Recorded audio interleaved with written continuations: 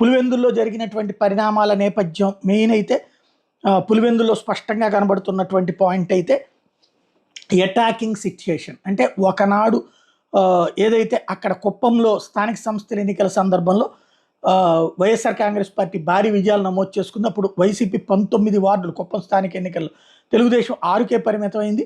అదే సందర్భంలో పంచాయతీలు వైసీపీ 74 గెలిస్తే టీడీపీ అప్పుడు 14కే పరిమితమైంది. కాంగ్రెస్ 1 గెలిచింది ఆ టైంలో. అలాగే ఎంపీటీసీలు వైసీపీ 63 గెలిస్తే టీడీపీ 3 గెలిచింది. అలాగే జెడ్పీటీసీలకు సంబంధించి 4 వైసీపీ గెలిచింది, టీడీపీ అప్పుడు 1 కూడా గెలవలేదు. అది వీళ్ళకి మంచి కోపం ఉంది. ఆ కోపాన్ని తీర్చిపెట్టేటటువంటి బాధ్యతని ప్రస్తుతం ఇతను తీసుకున్నట్టున్నారు బీటెక్ రవి. అందుకని ఈ దఫా ఎట్టి పరిస్థితుల్లో పులివెందుల్లో గెలిచి తీరతానని శపథం చేసి తీసుకున్నారు అని చెప్తున్నారు. అక్కడ వాళ్ళకి కుటుంబ సభ్యులకే ఇచ్చుకోవడం అన్నటువంటిది. ఈ నేపథ్యంలోనే దాడులు ప్రతి దాడుల దాకా కల్చర్ వెళ్ళింది. పులివెందుల్లో తెలుగుదేశం పార్టీ వాళ్ళ చేతిలో దాడికి గురి